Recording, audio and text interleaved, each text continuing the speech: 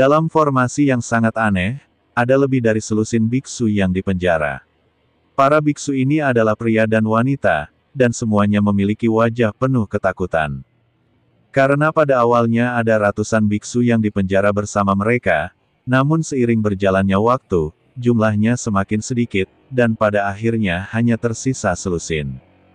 Selama ini, mereka semua juga tahu bahwa para pembudidaya iblis yang menangkap mereka semua dilatih dengan menghisap darah manusia dan mengunyah tulang manusia, dan mereka sangat kejam.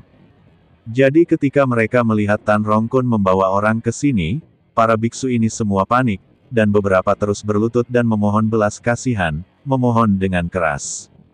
Masih ada orang yang mencoba melarikan diri, tapi tidak ada jalan sama sekali, kekuatan mereka terlalu rendah. Tan Rongkun memandang para biksu di depannya tanpa ekspresi sama sekali. Dunia para dewa dan manusia adalah dunia di mana kekuatan dihormati.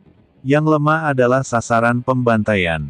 Jumlah beku ini terlalu sedikit, dan budidaya mereka terlalu lemah. Kita harus menangkap beberapa beku dan membawa mereka kembali.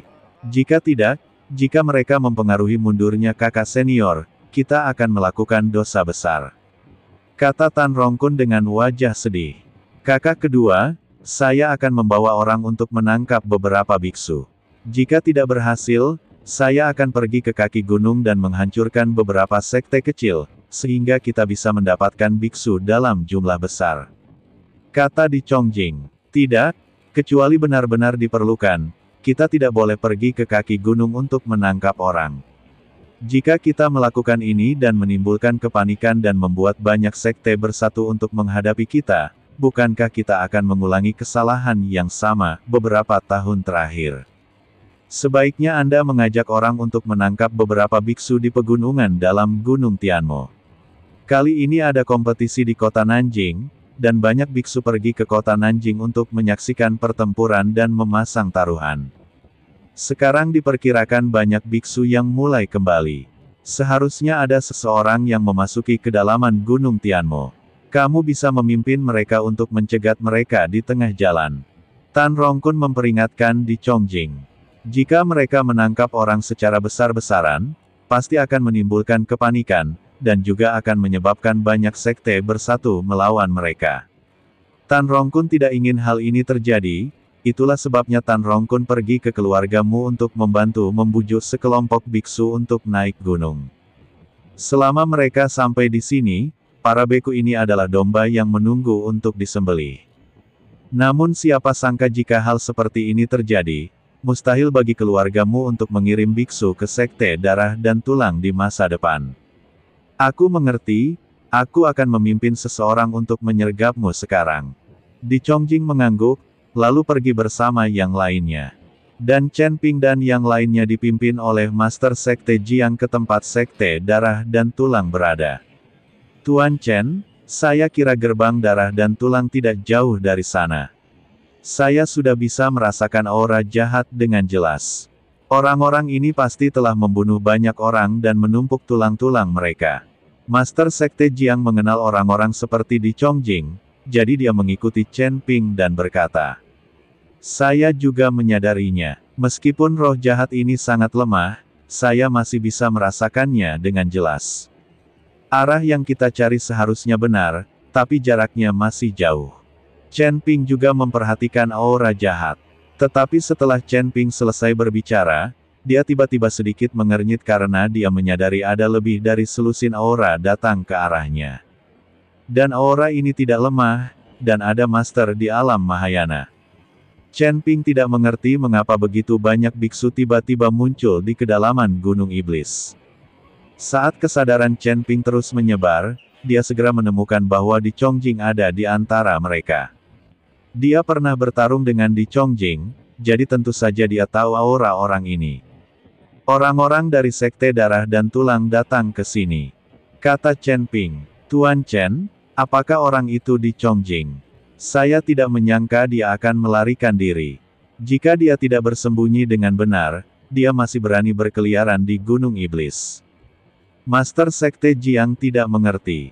Di Chongjing sangat berani hingga dia hampir mati dan tidak berhenti untuk beberapa saat. Itu dia. Chen Ping mengangguk, mari kita bersembunyi dulu dan lihat apa yang akan dilakukan orang ini. Ketua istana, silakan saja dengan orang suci dari istana Guanghan dan berpura-pura tidak tahu apa-apa. Pemimpin sekte Jiang dan saya sedang bersembunyi. Jika di Chongjing itu menemukan kita, dia mungkin akan berbalik dan lari. Chen Ping memutuskan untuk membiarkan orang-orang dari istana Guanghan memikat di Chongjing untuk muncul. Dia ingin melihat apa yang akan dilakukan di Chongjing. Oke, kepala istana Guanghan mengangguk. Chen Ping menggunakan formasi tersebut untuk menutupi aura dirinya, pemimpin sekte Jiang, dan lainnya agar tidak terdeteksi oleh Na di Chongjing dan lainnya, dan kemudian meminta kepala istana Guanghan untuk terus bergerak maju bersama banyak orang suci. Tuan, sepertinya ada seseorang di depan Anda, dan ada beberapa. Saat ini, seorang murid di sebelah di Chongjing berkata. Di Chongjing menutup matanya sedikit, lalu perlahan membukanya dan berkata, kelompok biksu ini cukup bagus. Sebenarnya ada seorang guru Mahayana di antara mereka. Bergembiralah. Jika orang-orang ini ditangkap, kakak senior sumber daya pelatihannya ada di sana. Setelah mengatakan itu, Di Chongjing memimpin orang-orang dan dengan cepat mendekati kepala istana Guanghan dan yang lainnya. Aura kepala istana Guanghan tidak pernah terkendali. Dia sengaja membiarkan Di Chongjing dan yang lainnya menyadarinya. Berhenti, siapa kamu? Kenapa kamu ada di sini? Segera, Di Chongjing memimpin orang-orang untuk mengikuti kepala istana Guanghan dan bertemu langsung dengan mereka, lalu bertanya dengan keras. Ketika kepala istana Guanghan melihat Di Chongjing dan yang lainnya, dia tertegun sejenak dan berkata, siapa kamu? Gunung Iblis ini bukan rumahmu. Aku bisa pergi kemanapun aku suka. Kepala istana Guanghan mengetahui detail orang-orang seperti Di Chongjing, jadi dia tidak sopan sama sekali. Hei, kamu adalah seorang kultivator wanita, tapi kamu cukup gila. Di Chongjing tidak menyangka penguasa istana Guanghan akan begitu gila, dan tampak sedikit terkejut. Tuan, para biarawati ini sangat cantik. Berhentilah bicara omong kosong kepada mereka. Bawa saja mereka kembali dan biarkan kita bersenang-senang. Jika kita sudah cukup bersenang-senang, kita akan mengirimkannya ke paman kita untuk berlatih. Lagi pula itu tidak akan mempengaruhi apapun. Seorang murid sekte tulang darah menjilat bibirnya dan berkata, banyak orang akan berteriak. Sekte darah dan tulang dulunya bersembunyi di sana-sini, tapi sekarang mereka bercokol jauh di dalam gunung iblis dan jarang berlarian. Saya jarang melihat biarawati perempuan, apalagi tidur dengan mereka. Kamu adalah pria tidak berharga yang hanya memikirkan wanita sepanjang hari. Di Chongjing melotot, lalu memandang kepala istana Guanghan dan berkata, saudari, karena kamu telah bertemu kami, itu adalah takdir. Biar ku beritahu, ini adalah wilayah kami. Jika kamu ingin lewat di sini, ada harga yang harus dibayar. Wilayahmu, apakah namamu tertulis di sana? Kepala istana Guanghan mendengus dingin. Gadis kecil, mengapa kamu berbicara dengan ketua sekte kami? Biar ku beritahu, area sejauh ratusan mil ini adalah wilayah sekte darah dan tulang kami. Ini adalah penguasa sekte darah dan tulang kami. Jika kamu tidak jujur, aku akan memakan kalian semua. Seorang murid sekte tulang darah berkata dengan galak. Sekte tulang darah. Kepala istana Guanghan tertegun, lalu menggelengkan kepalanya dan berkata, aku belum pernah mendengarnya. Itu pasti semacam sekte yang berkokok dengan ayam dan anjing, dan ternyata tidak punya banyak reputasi. Apakah kamu berani mengatakan bahwa sekte darah dan tulang kita tidak terkenal? Di Chongjing langsung marah. Untuk memburu sekte darah dan tulang mereka, para biksu dari generasi Gunung Tianmo bersatu dengan banyak orang. Siapa yang tidak tahu tentang sekte darah dan tulang mereka saat itu, dan mereka akan gemetar ketika berbicara tentang sekte darah dan tulang. Meskipun sekte darah dan tulang sekarang jauh lebih sederhana, mustahil untuk tidak menjadi terkenal. Tapi apa yang dikatakan kepala istana Guanghan memang benar. Dia tidak tahu tentang sekte darah dan tulang. Bagaimanapun, Istana Guanghan telah ada berkali-kali lebih lama daripada Sekte Darah dan Tulang. Kamu tidak terkenal, kamu hanya tidak terkenal, kenapa kamu tidak diperbolehkan membicarakannya? Kata kepala istana Guanghan dengan bercanda. Wajah Di Chongjing penuh amarah, dia mengerutkan kening, menatap kepala istana Guanghan dan bertanya, siapa kamu?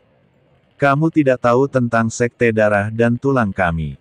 Apakah kamu pernah mendengar tentang Istana Guanghan?